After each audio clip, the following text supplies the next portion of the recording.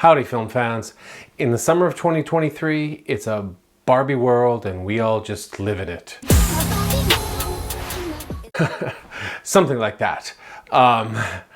As I'm making this video, the news has just come in that Barbie has made $1 billion worldwide, which makes it the first film directed solely by a woman to cross the $1 billion mark at the global box office, which is quite an achievement for a film that, when it was announced a few years ago, I think was received mostly as, what is this, a joke? But clearly it's not a joke, or maybe it is, it depends on your reception. I saw it the other day and it has colored my review of the two films in question a little bit. I'm not going to focus on that too much, but it has raised some questions that I think are worth exploring, namely in relation to Greta Gerwig, who is the director and co-screenwriter of Barbie, and who got her start as an indie darling in Mumblecore.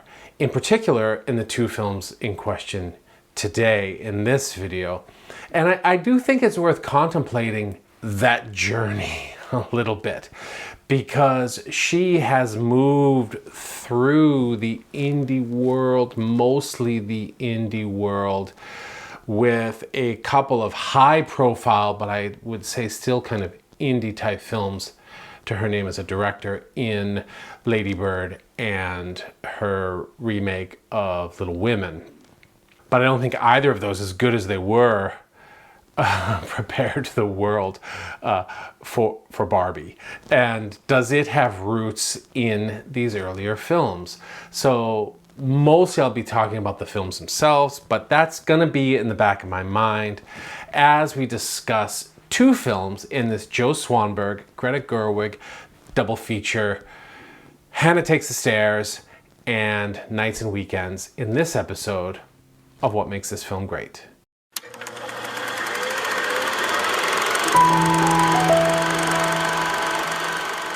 Before I get into the films, just a quick word about something else that's been going on this spring and summer, and that's the writer's strike and now the actor's strike. You may have noticed it's been a while since my last video on Hump Day, and part of that's because my summer's been busier than I thought, but part of it's because I've really struggled a little bit with how or why I should make these videos, or whether I should make these videos while the writer's strike's going on. I'm not a WGA writer by any stretch, someday. And I'm not affiliated with any films that are coming out. I'm not promoting any films that are coming out. So I'm pretty well not covered by any of the rules that the WGA has put out. But I did want to spend a little time just exploring what the WGA and what writers thought YouTubers and others, influencers, which again, I am not, should be doing during the writer's strike to show their support. And the consensus seems to be, and I'll put a couple links about this in the information below, is that it's okay to make YouTube videos during the strike, but for those of us who are concerned about it, just to call attention to the strike to our viewers. I'm sure that most of the people who take the time to watch my videos and watch this channel are well aware that there's a writer's strike going on in Hollywood right now, and an actor strike. It's the first time that WGA and SAG, or SAG-AFTRA, have been on strike together since the early 60s. So it's a very significant time in the creative industry of movie making and television making in America, and it's having repercussions in other film industries around the world. And it's an important strike, and it's a very legitimate strike, and I support it 100%. And I encourage you, if you don't know much about why they're striking, to read up on it. I'm not going to go into it in detail here, but the gist is that in this world of streaming, actors and writers, and others as well, other crew members, want to be paid fairly for their work. And they feel like after months and months of negotiations, They feel like they're not only are they not being paid fairly, but that the producers and the production companies and the streaming companies and the film companies are not even negotiating in good faith. And that's what led them to strike. And while it can seem to some of us on the outside, why are all these rich Hollywood people striking? Don't they make enough money as it is? The majority of the people on strike, the majority of the writers in Hollywood, and the majority of the actors in Hollywood aren't rich. You can read a lot about this online. They're still trying to make rent and they're struggling and it's getting harder. So this isn't about Shonda Rhimes or Julia Roberts or whoever else it might be. They're impacted too, and to their credit, they're using their high profiles to support these strikes, and I think that's fantastic. But I support the strikes too. So I'll put some links below, but I encourage you, if you don't know what's going on, to read more about it. It's going to have tremendous impact on the future of screen media from the United States and through the reverberations of that elsewhere. So go WGA, go SAG-AFTRA. I hope you get everything you're asking for. Hannah Takes the Stairs was released in 2007 and Nights and Weekends was released in 2008. Both are credited to director Gerwig-Swanberg, who's a mainstay of Mumblecore, who has kept his feet firmly entrenched in indie filmmaking. And they're also credited to Gerwig-Swanberg and Greta Gerwig as co-writers. And Gerwig takes a co-director credit on Nights and Weekends. So these are highly collaborative projects. In fact, if you watch Hannah Takes the Stairs, the opening title credit says a film by and then lists everyone in the crew, which I think is fantastic if you know anything about how I approach Hollywood or Hollywood adjacent filmmaking. They're both incredibly low budget films. I mean, they fit squarely in not only the American indie model, but the Mumblecore model. From what I could find on mumblecoreinfo.com, Hannah Takes the Stairs actually had quite a bit of a bigger budget at $60,000. Woo! And Nights and Weekends was $15,000. That's nothing. That's like 3 minutes of marketing for the Barbie movie. Both were shot on digital, like much of the Mumblecore canon, and both feature very small casts. In fact, Nights and Weekends is basically a two-hander with Swanberg and Gerwig. Also, I want to mention that originally when I was planning this series, I was only going to discuss Hannah Takes the Stairs, but one of my viewers, Angelique Ford, suggested that I do a video on Nights and Weekends. It's one of hers, one of your favorite Mumblecore films. So thanks for that suggestion, because I probably wouldn't have watched it. And I think I liked Nights and Weekends better, although as you'll see throughout this video, I struggled with both of them a little bit. So thanks, Angelique, for that suggestion. Both films wear their Mumblecore identity very clearly on their sleeve in terms of their cast and also their crew. So when you watch Hannah Take the Stairs, there's Greta Gerwig, who at the time, this was her first starring role. She had appeared in some minor roles before that, most notably in Swanberg's LOL. But there's also Mark Duplass from the Duplass brothers and Andrew Bajowski, director of Funny Haha, and so many other great Mumblecore films. When we get to Nights and Weekends, there's Lynn Shelton pops up, and there's Jay Duplass also. So the cast will be very familiar to you if you've been watching other Mumblecore films. The first film, Hannah Takes the Stairs, was shot by Swanberg, and the second film, Nights and Weekends, was shot by two cinematographers whose names might be familiar. Matthias Grunsky, who's shot almost all of Bajowski's films, and Benjamin Kasulki, I never know how to say that name, Kasulki, who shot most of Lynn Shelton's films. I think in that latter film, Nights and Weekends, the reason there's two cinematographers, I tried to find more about this, if anyone knows, let me know, is that in the film, and I'll come back to this later, there's a 1-year break in the story, and they actually took about a year off in between. They took an extended amount of time off in between And it might be that the two cinematographers were engaged for those two different time periods. Alternatively, it might be that the Chicago sequences were shot by one of them and the New York sequences were shot by the other. Both of the films center Gerwig. In Hannah Takes the Stairs, she plays the titular Hannah, and in Nights and Weekends, she plays Maddie. And in both films, she's a mid to late 20s woman living in America in the 2000s, in the late Bush era, the pre-Obama era, what I often call the pre-crash era. And she's confused, she's lost. She is emotionally and socially bereft in both of these films. And the two characters are different, but they have a lot in common. Mainly that they both have difficulty communicating what they want. Perhaps difficulty knowing what they want. They both seem to be on a steady career path, if at the sort of start of it. And Hannah Takes the Stairs. Hannah has a job as a writer on some weird Chicago sitcom or comedy show with the funniest, strangest showrunner that I've ever seen depicted in a film.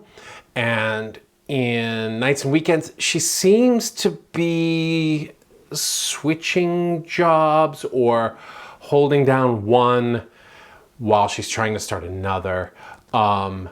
The film is very light on exposition, and I'll come back to that.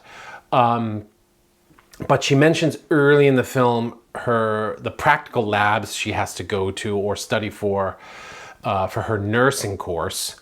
But later in the film, when time's passed, she talks about her writing and how she's trying to establish herself as a writer. It's not clear if she's in nursing school and trying to become a writer, or if she's become a nurse at some point and abandoned it for writing. But in both cases, she seems to be slowly but surely progressing down that career path. So she has some stability. In both films, she has the typical Mumblecore apartment shared with a roommate whom we meet in Hannah Takes the Stairs, whom we don't meet and only hear about in Nights and Weekends. Mattress on the floor, magazine pages and collages pinned on the walls, a kind of typical mid-20s apartment as she's kind of developing and coming to understand her own style. So she's doing all right in her, let's say, material life. It's in her interior life in both films where she struggles. And this is what seeing Barbie made me reflect about a little bit, because I wasn't going to talk about this at all. In fact, I had a whole section where I was going to talk about the difference between Gerwig's mid to late 20s lost young women and Kate Dolenmeyer's Marnie in Funny Haha. And I'll mention a little bit about that when I talk about her performance more in a few minutes. But I watched Hannah Takes the Stairs, and then I saw Barbie, and then I watched Nights and Weekends. And there's that famous moment already in Barbie that kind of kicks off the whole story. Do you guys ever think about dying? When I saw that in the cinema, I'd seen the trailers last spring. When I saw that in the cinema, I was struck. Barbie is Greta. Greta Gerwig, it should be noted, is credited as a writer or co-writer on almost every film she has starred in and all the films that she has directed. She has spoken about how whenever she gets an idea for a movie, it always comes from her life. It always springs from her experiences. And then of course she takes that and shapes it, molds it, adds fictional elements, develops it, like most writers do. Do you ever think about dying? Hannah and Maddie don't mention thinking about dying. But their existential crises are just as severe and just as dire as Barbie's. Not played as lighthearted as Barbie's are. But they're just as real, and in some ways maybe more real. And that's what makes these films, I think, a little bit different from the ones I've talked about previously in this series, in that the depth of their seriousness. Funny Haha is a serious film. The Puffy Chair is a serious, comedic, but serious film. And Hump Day is a very serious film. But Hannah Takes the Stairs and Nights and Weekends are darker, more difficult. They were more difficult for me. And I want to talk a little bit about that, but I'll quickly go through the plot of each, which is short in both cases. Hannah Takes the Stairs, as I said, is about Hannah. She works for a local TV show in Chicago. It seems to be a sitcom or some kind of comedy show. She's in the writer's room with Matt and Paul. Matt is played by Kent Osborne, who shows up in a lot of Swanberg's films. And Paul's played by Andrew Bujalski, who plays a similar character to his role in his own Funny Haha. And she's doing well there. She seems to have camaraderie with these guys. And as the film begins, she's dating Mike, played by Mark Duplass. And the film is about how Hannah can't decide what she wants in love. Maybe she doesn't want love. Maybe she just wants to have fun. Like a lot of Mumblecore films, there's little in the way of exposition here, less even than in the previous ones I've talked about. So she doesn't go into detail about what it is she wants or doesn't want. She just knows that with each new partner she has, after the thrill is gone, she moves on. So early in the film, she's with Mike, and then she leaves him. And then she hooks up with Paul and Bujalski, and that's the middle portion of the film. And when the thrill is gone, she leaves him, and then she hooks up with Matt near the end of the film. And one of the nice things, but also the difficult things, nice from I appreciate the approach point of view, but difficult from trying to empathize with the character point of view, is that Hannah gives very little reasons or explanation for why she becomes dissatisfied. She's just with these men, and then she decides she doesn't want to be. At one point, she tells Mike, "I don't think you can touch me anymore." and that's just kind of the end of the relationship. They're together. The opening scene is them showering together. They go to the beach together. He comes to her office party with her, and all of a sudden she decides, no. She offers some excuses. She says, "I wanted to be the funny one, and I'm never the funny one." That's not true. Mm-mm. You are the funny one. Not when he's around. which as reasons go is maybe not very good, but it's as valid as any other. She's kind of expressing what she feels. But her jumping from guy to guy, which I don't judge as a practice generally, is hard to empathize with, because all these guys they're nice guys. They seem to give her what she wants. Bujalski's great at playing the sort of overly needy and so overly giving softy. So theirs is the relationship we see the whole arc of, and it's kind of easy to see why she would be like, that's enough, guy. And we don't know how things are going to go with Matt. They end the film together in the tub, framing device from the opening scene in the shower. But it's very possible that in 2 weeks' time, she's going to dump him too. And that's basically the story of the film, how she goes through these three relationships, not knowing what she wants, not knowing why she likes them, not knowing why she falls out of like or falls out of love with them. She's wandering. Nights and Weekends is a more laser-focused look at one relationship. And it happens over 3 events in the sort of life of this relationship. The opening story is in Chicago, where Joe Swanberg's James lives. James is working for a sort of burgeoning indie video game company. And Maddie has come to visit him from New York. We don't know that. Again, the film starts in medias res. They fall into the kitchen of his apartment and just start a heavy makeout and then love-making session. By the way, both of these films feature a lot of nudity, male and female nudity. Back to this film, you slowly discern that she's visiting him, that she's only there for the weekend.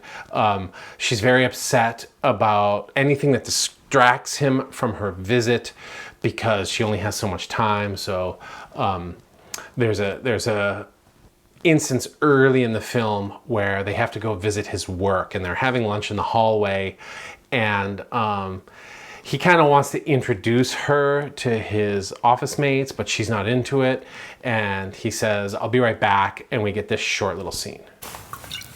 Well, then let me go, and so we can get out of here as soon as possible. Go. Hey.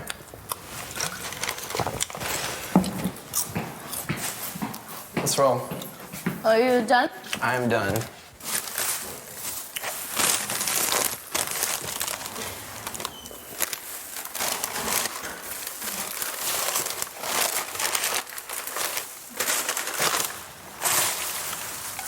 That took a while.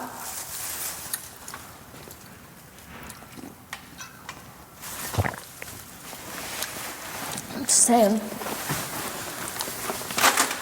Didn't seem like you were just dropping something off. Okay, I'm sorry. Well, were you?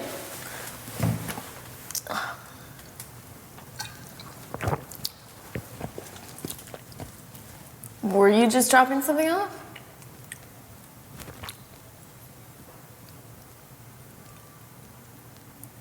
I don't know how to answer that. Was I lying to you, or was that all that I did?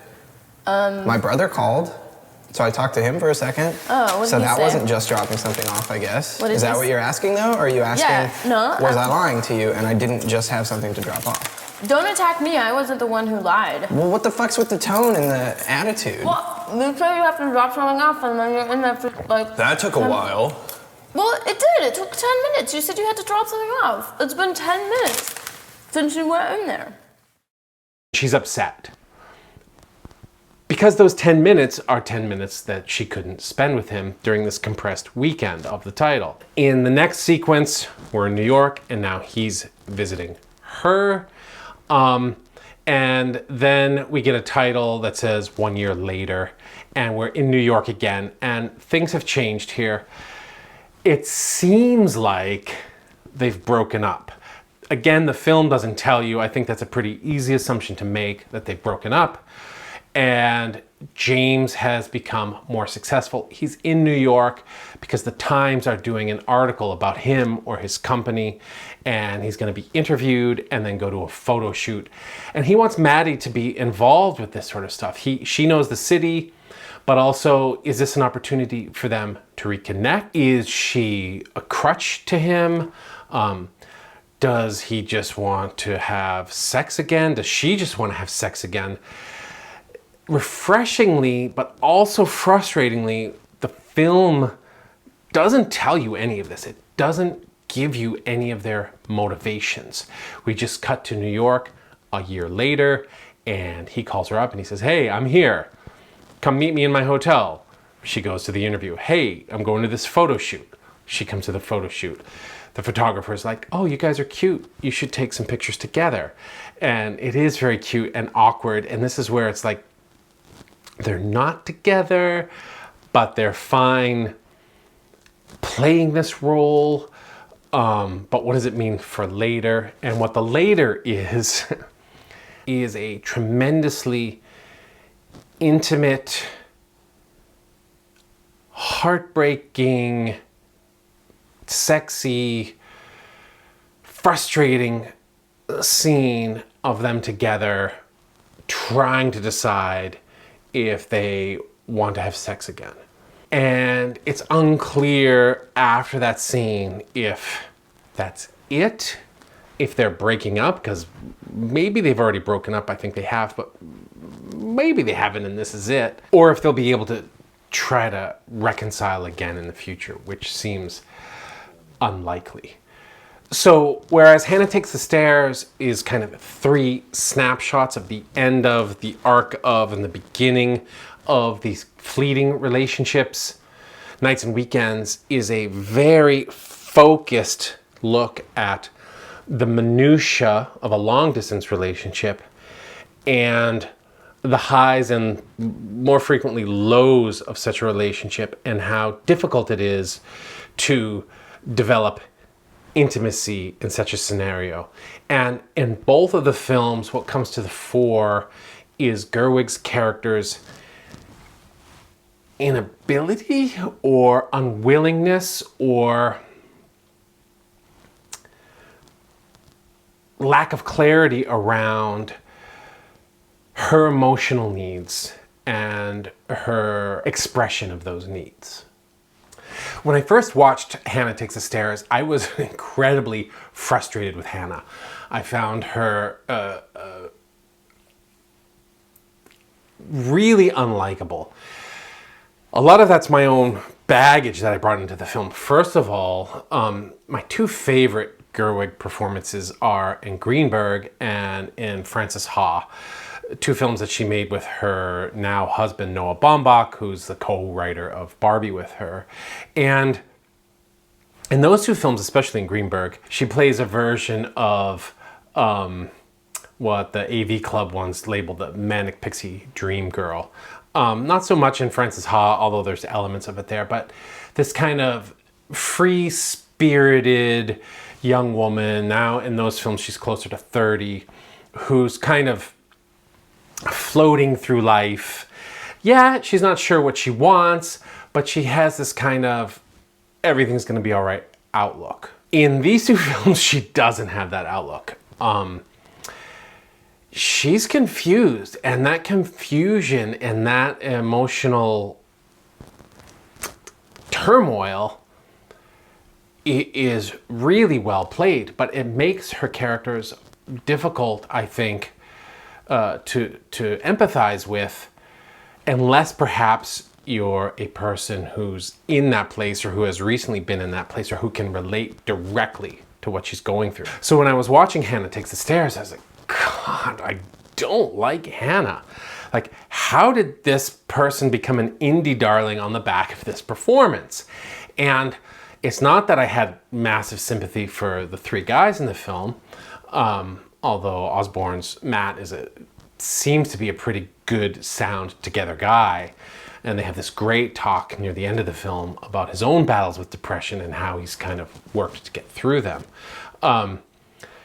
But it's not that I felt like, oh, she's done these guys wrong. It was just like, you know, you're trained to watch movies where you are looking for some kind of motivation. It's something that I tell my screenwriting students a lot is you can have aimless characters, but they're hard to empathize with because we're trained to come into narrative, whatever, a novel, a film, a TV series, and kind of latch on to the protagonist's hopes, desires, dreams. And so when they don't have hopes, desires, or dreams, the audience, the viewer, the reader is left floundering, like, how do I latch on to this person?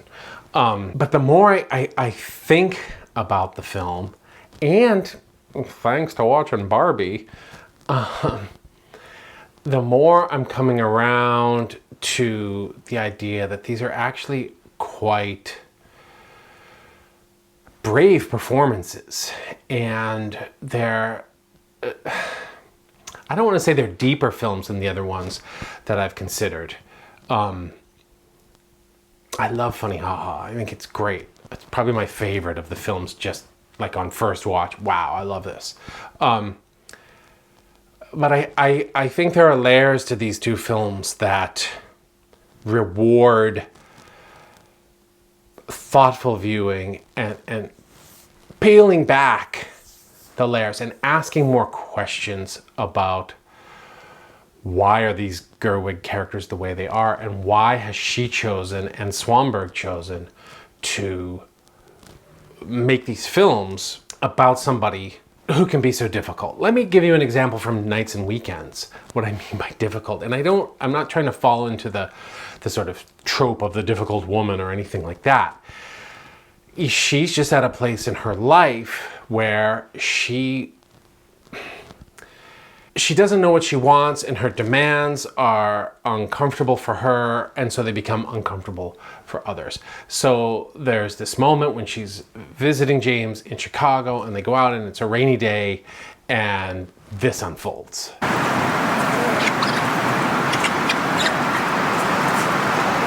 Just be fun for a second.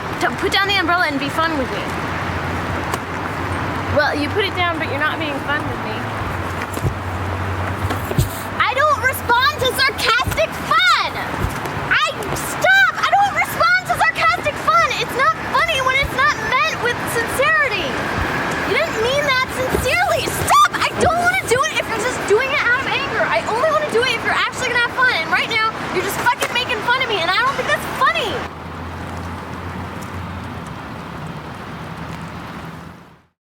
Now, throughout the early parts of the film, he's clearly been blue about something. She's already mentioned it. What's wrong? Are you okay? You seem down. We don't know what it is. It's never mentioned. It's never resolved. Maybe he's already thinking of breaking up. Maybe he's having trouble at work. She's not interested in his work, so he chooses not to talk about it. We don't know. The film never tells us, but he's kind of like, in the early parts of the film. And so we get this scene where they're at this, I always forget what it's called, but that sort of giant mercury teardrop in the Bean, is it called the Bean? In Chicago, where she's like, have fun with me, even though she's already acknowledged earlier that he's blue. And then when he tries to have fun, she gets mad at him for it not being the right kind of fun. And that is frustrating. That's frustrating in real life. And it's frustrating in a character. It's difficult to relate to her because we can go, oh, I understand that she wants something from her that he's not giving her. That happens all the time, and that's normal. But she's demanding he give it to her in a way that he's not prepared to do, which she knows, and she's now disappointed in him for not giving it to her in that way. This happens in relationships. It's hard to watch, though, because there's clearly, obviously, something going on with her too, which again, the film doesn't explain, it doesn't communicate. So what we're left with are these two people who seem to be in love, but also seem to be uncomfortable around each other when they're not having sex. And that is hard to watch, but it's also, to come back to what I said earlier, I think brave to depict. It just takes some opening up to spending time with characters like that. Do you guys ever think about dying? So, as I said, I watched Hannah Takes the Stairs. I was gonna compare it to Funny Haha. Then I watched Barbie. Then I watched Nights and Weekends. And so even as I'm having difficulty with Maddie in Nights and Weekends, and had with Hannah, Barbie actually, it's funny, informed my thinking while I was watching Nights and Weekends. So if Gerwig's performances in Greenberg and Frances Ha had informed my prickly reception of her in Hannah Takes the Stairs, Barbie kind of reorientated me to thinking about her performance in Nights and Weekends differently. Do you guys ever think about dying? They don't talk about dying. Maddie does have this really interesting conversation where she's talking about the kind of intersecting nature of relationships in a life. And she's sort of conceiving them as a writer. She's sort of conceiving them as plot points in a life. And she's explaining this to James a little bit, and she asks him, Do you ever wonder how, like what story you're gonna be in somebody else's life?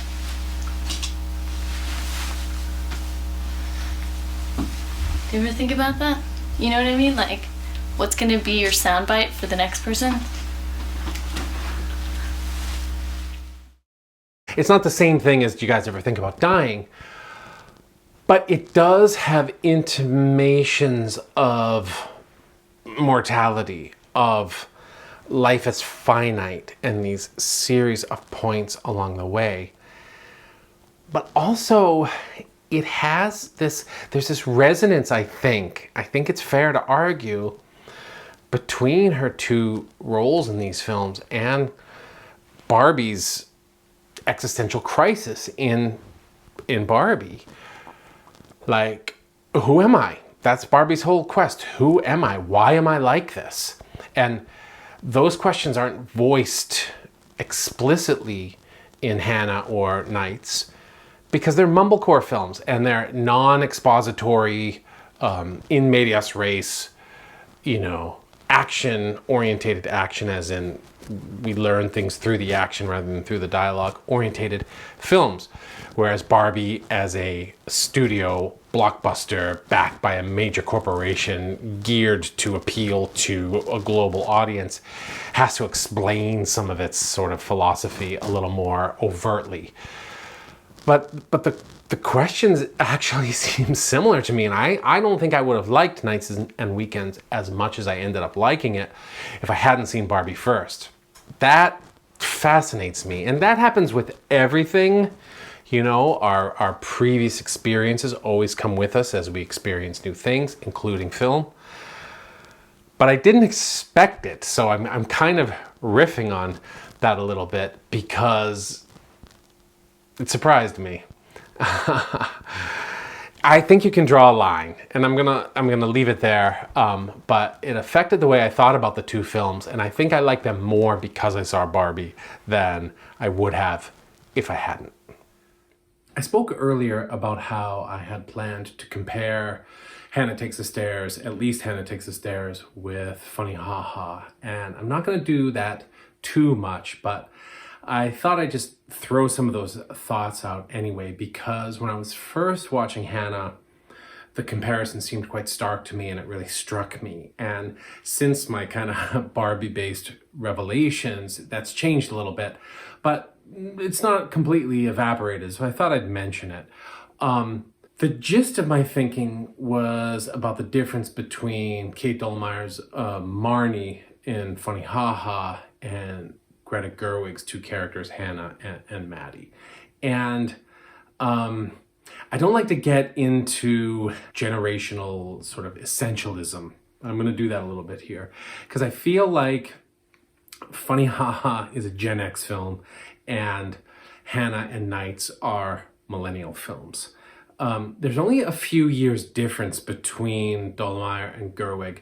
Gerwig's born in 83, I want to say, and Dolmeyer in 79 from what I can find, although her details are scarcer on the internet. But just in terms of the characters, less than the sort of biography of the performers, Marnie is cool. She's just as rudderless as Hannah and Maddie. If you haven't seen my Funny Ha Ha review, you can find it right there. She's lost her job, she's temping, she's looking for new work. So in terms of her financial life, she is actually a little bit more precarious than the two Gerwig characters, as I've mentioned. And in terms of her romantic life, she's equally kind of rudderless. She's in love with a guy who she's known since her youth. He's just broken up with his girlfriend as the film starts. He gets back with her later. How she negotiates that and the other guys who like her is a large part of what the film's about. And it can seem like she kind of floats through the film, although she's quite sort of sound in what she wants and what she doesn't want. When she invites Bajalski's character over and there's that sort of scene of him throwing the bottles out the window, she's quite secure in telling him, her problems with him, how childish he is. She's very kind of with it, even as in her life she's lost. This might be repression. She might be just as sort of in the void as Hannah and Maddie, but she has a kind of, again, I don't want to get too essentialist, but sort of Gen X, like stuff your feelings sort of thing.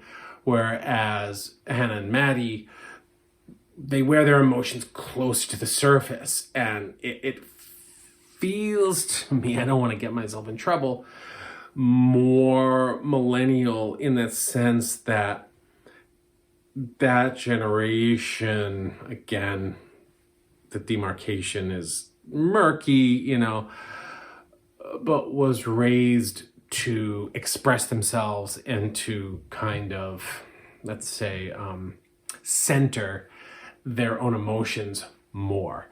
And so for Hannah and Maddie to have those kind of outbursts, those sort of, to feel comfortable with the unpredictability of her emotional responses to the men in her life, it doesn't seem like something that Marnie would do. And I'm not saying that makes Marnie a better character at all. But on first watch, it makes Marnie, for me, perhaps because I'm a Gen X guy and I get her more, it makes her easier to relate to and easier to empathize with. So I go through Funny Haha and I'm like, oh, Marnie, they just don't get you. You're so talented. You're so pretty. You're so smart. You have so much going on. Whereas in my first response to Hannah was like, you need to get your shit together. and so did Marnie, but I didn't have that. And some of it might come down to the performance, and some of it might come down to the writing. Some of it might come down to Swanberg and Gerwig's intense improvisational style. So I don't want to say it's just a generational thing, but when I was thinking about that, I was like, this is stupid. They're only 4 or 5 years apart. But quick anecdote, I've got a very good friend. He's my son's godfather.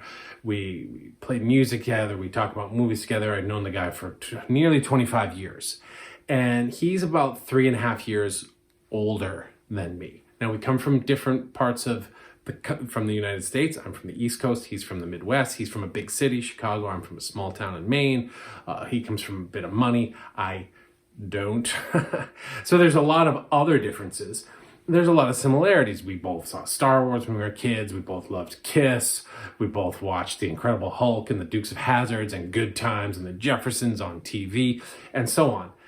But every once in a while, there'll just be some difference in the way we relate to things, some difference in the way we remember our past, even our shared pasts, shared generational pasts. And my friend Bob, will say to me, those 4 years make a difference. So I was thinking about that a lot when I was conceiving, like how are Marnie and Hannah/Maddie so different from each other when these movies are so similar in a lot of ways. And I was just wondering, maybe those 4 years make a difference. It's that sort of late Gen X versus early millennial or Xennial even that Gerwig might be.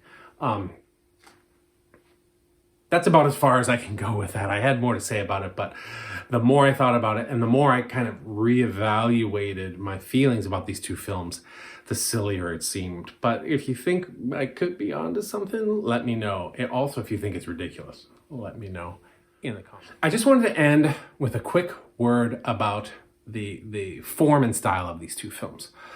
They're both shot on digital. They both, as I said, were made for very little money, very small crews. Nights and Weekends is a much more assured film, and you have to pay attention to little elements of form and style. And also, I would say that whatever the nature of the relationship, the creative relationship between Swanberg and Gerwig, it feels much more assured in Nights and Weekends. Swanberg's cinematography on Hannah Takes the Stairs is clunky. Now, that might seem like a weird way to describe a Mumblecore film because they are, by their nature, lo-fi, unpracticed indie films.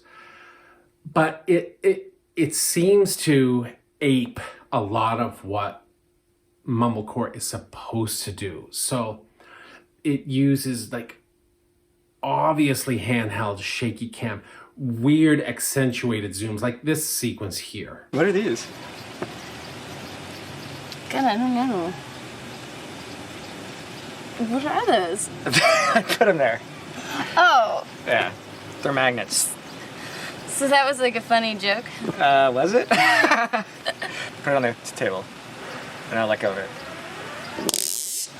Ah, well that's neat. Hold one end and we'll try to push them together. Okay. It's, You mean like against? yeah. They can't do it. They like each other too much. Oh, no. All right, there we go. Yeah, we got it. It's like, no! I want to ask you, what do you... Mario. It's not bad. I'm not saying it's bad or wrong. It just feels like, what is the point of that? The zooming, it doesn't. The marriage of form and style and narrative and theme and all that isn't there. But then when we jump to Nights and Weekends, the cinematography is so good. And maybe Swanberg has become a good cinematographer too, I don't know. But the camera work of Grunsky and Kasulka is so much more assured and fits the film so much better. And the editing, which is done by Swanberg in both films, although I think he gets a lot of assistance in, just based on the credits, in Nights and Weekends. The editing is so much assured too. One of the things I love about Nights and Weekends are the close-ups, and there are these wonderful kind of intense close-ups. So I said very early in this video that it's pretty much a two-hander between these two characters. The style of the film accentuates that by constantly like pushing Swanberg and Gerwig together in the frame, and I love those scenes. It really adds to the intimacy, and it creates a tension, because what you really have in this film is two people who are slowly drifting apart, but the frame keeps pushing them back together, and that I think is a very clever and subtle choice by the filmmakers. There are also a lot of static shots. They're kind of handheld, but static shots, including in that long last intimate scene of problematic lovemaking that takes place. And it's not like a full long take. There are cuts, but there are long static takes within the scene. And what I love about them is that they force you to watch this very intimate scene. It's very sort of there's all this discourse on Twitter that pops up every 6 months about how sex scenes take me out of the film. If that's you, this is going to take you way out of the film. But the nature of these static shots, I think, forces you back in. There's nowhere to go. It's going to be them naked, riding each other, or an erect penis, her on top of him. Very explicit talk about what they want to do to each other, how they want to do it, and so on. And those long shots, I think, or long takes rather, I don't know, they push you into the intimacy. They create the kind of uncomfortability that I think a lot of American viewers have when we're confronted with naked sexual intimacy, and then they allow us to move beyond it into a space where we're really like there, and it's a powerful part of the film. Another sequence that I really love and that shows how well editing works, and it's probably too long to show completely here, but I'm going to show some of it. James has showed up in town in the second half with the 1 year later half for this interview that I mentioned. He calls Maddie up, says, come to my hotel and meet me. And then she just sits there in this kind of awkward scene where he's interviewed by the reporter. And then he calls her later and invites her to the photo shoot. He says, I'll be by. I've got some stuff to do and I'll be by later.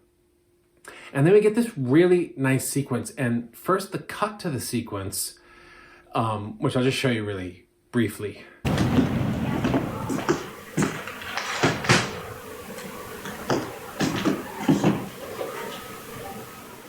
it's another example of how the lack of exposition in the film works in its favor, because we don't know how much time has taken place between these cuts.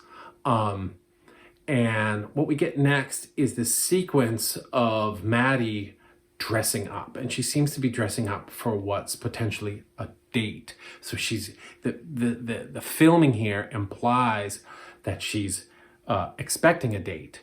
So not knowing how much time has passed between his call to her and this sequence makes it hard to know when this is happening. And then we get the series of shots of her trying on different clothes. And what's really wonderful about it is that as it goes on, the way that it's shot and the way that it's edited makes time seem to pass. So a tension develops. When is he going to get here? Right? And it starts to feel like he's blowing her off. And I think even though that seems not to be the case, the feeling that that might be the case is important for how we receive the rest of the movie going forward. And she ends the sequence completely and totally dressed down.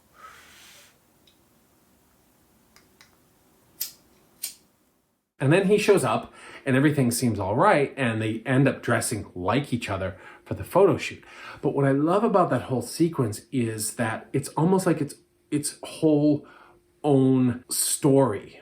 And her acting there, just Gerwig on screen, changing, getting emotional, not knowing what to expect, the cuts from different costumes from different places in the apartment. She goes through this whole range of anticipation and emotion, and as it goes on, this tension builds at like, where is the guy? And I think it's a really excellent example of how form and style marry with narrative and theme, because a lot of what this film ends up being about, I think, is his inability or unwillingness, perhaps unknowing, perhaps knowing, again, lack of exposition, but his inability to live up to her expectations and desires, which comes to fruition in the sex scene at the end. And even though it's just a couple of scenes of her getting dressed in different outfits, it carries the weight of that with it so well, and it creates tension around that so well that it's one of my favorite sequences in any of the Mumblecore scenes that I've watched so far. And I think it's a really good example of how Swanberg and Gerwig and their crew, moving from Hannah Takes the Stairs into Nights and Weekends, have become much more assured, not just as storytellers, but as stylistic filmmakers. And it's a fantastic moment in the film. These are two very good films that, on first watch for both of them, I was prepared not to like. Not prepared not to like. Like I said, I love Gerwig in Greenberg and Frances Ha, and I've really loved the work she's done as she's emerged as a director in her own right over the last several years. So I had that in mind, and maybe those expectations created in me a certain standard, I don't know, that I was looking for. And at first, these two films didn't hit that, or they didn't chime with my constructed image of her that I brought into it. But as I watched them, as I thought about them, as I watched Barbie, as I said, as I tried to compare them to Funny Ha Ha, they just keep coming back to me, and certain scenes keep coming back to me. There's a line at the end of Hannah Takes the Stairs where she says, I tend to leave destruction in my wake. and that kind of character can be hard to relate to. Why do you want to watch someone who leaves destruction in their wake? But they are actually very honest, I don't want to overuse the word, brave performances where, you know, Hollywood's been making films about people in their 20s being rudderless forever. But what I think Gerwig and Swanberg here give us is a more honest look at how that rudderlessness can be destructive without spiraling into, you know, a self-destructive, physically destructive pity party. And so what we get is someone who's on the verge. And the more I think about it that way, the more these two films become actually quite thrilling to watch. And I'm looking forward to rewatching them and thinking about them in this light with a little distance. And I might start teaching nights and weekends, I think, although with warnings to the students. It's just such an interesting, compelling, hard film. And when people talk about Bujalski as a new Cassavetes, maybe he is. I need to see more of his films. But Nights and Weekends, of all the Mumblecore I've watched so far, is the first one that, to me, felt like Cassavetes. Not that that's like the barometer by which they have to be measured, but I've seen that comparison thrown around a lot. And this is the first one where I go, oh, now I get it. That's all for now, everybody. Thank you so much for watching. If you haven't done so already, please hit the like button. I'd love it if you'd subscribe to my channel. I'd also love it if you would share this video with your like-minded film friends. Anyone you know who loves Greta Gerwig, anyone you know who's like, who's this person who made Barbie? And they want to know a little bit more about her earlier career, or just anyone who you think might dig it. I'll be back again soon with another video to wrap up the Mumblecore series. Until then, thanks for watching. Keep watching movies.